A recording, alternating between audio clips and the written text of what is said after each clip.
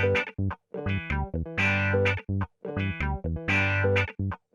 วัสดีครับใครๆก็เข้าครัวครับวันนี้น้ามีเมนูกับข้าวของทางเหนือมาฝากครับนั่นก็คือเมนูคั่วเผ็ดไก่นะครับแต่เป็นแบบทางเหนือซึ่งมันแตกต่างกับภาคกลางนะครับเดี๋ยวเราตามไปดูส่วนผสมกันเลยครับส่วนผสมของเมนูคั่วเผ็ดไก่นะครับก็จะมีเนื้อไก่นะครับอันนี้เราสามารถเลือกได้เลยนะครับว่าจะใช้ส่วนไหนหรือจะใช้เป็นไก่บ้านก็ได้นะครับแล้วแต่ความชอบนะครับต่อมาก็จะเป็นพริกแกงของทางเหนือนะครับกะปิกุ้งจืดครับผงกะหรี่ครับใบกะเพราครับใบโหระพาใบมะกรูดนะครับน้ำเปล่าผักชีครับต้นหอมซอยน้ำปลาน้ำตาลปี๊บครับส่วนผสมก็ครบแล้วนะครับเดี๋ยวเราไปลงมือทำกันเลยครับเดี๋ยวเรามาเริ่มทำคั่วเผ็ดไก่แบบทางเหนือกันนะครับใส่น้ำมันลงไปนะครับเดี๋ยวเราก็จะใส่พริกแกงนะครับอันนี้เป็นพริกแกงของทางเหนือนะครับใส่ลงไปครับใส่กะปิลงไปนิดนึงครับ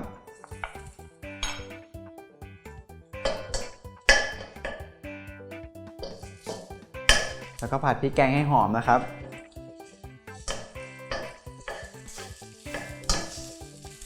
ตัวกะปินี้จะช่วยในเรื่องของความกลมกล่อมนะครับ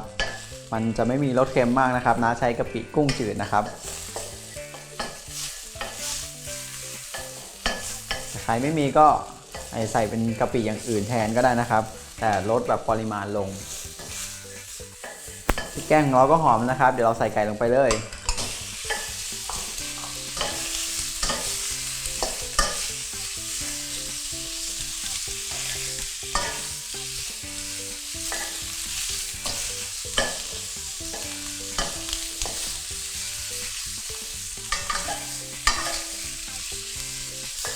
แล้วก็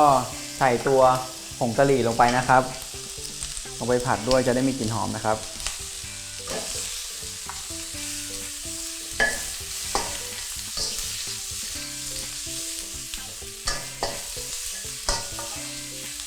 เราจะผัดให้ไก่สุกนิดนึงนะครับ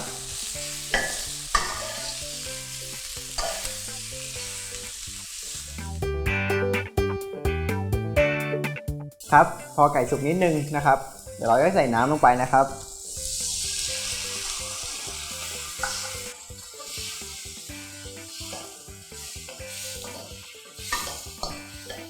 เดี๋ยวเราจะผัดให้ไก่สุกนิดนึงครับแล้วเราจะมาปรุงรสกันครับ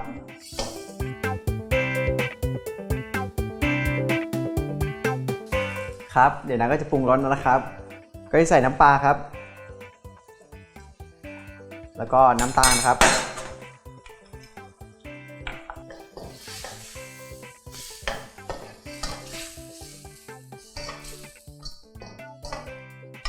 สุดท้ายครับก็จะใส่ใบกะเพราใบโหระพาครับใบมะกรูดผักชีครับแล้วก็ต้นหอมครับจากนั้นก็ปิดไฟครับแล้วเดี๋ยวเราไปตักเสิร์ฟกันครับ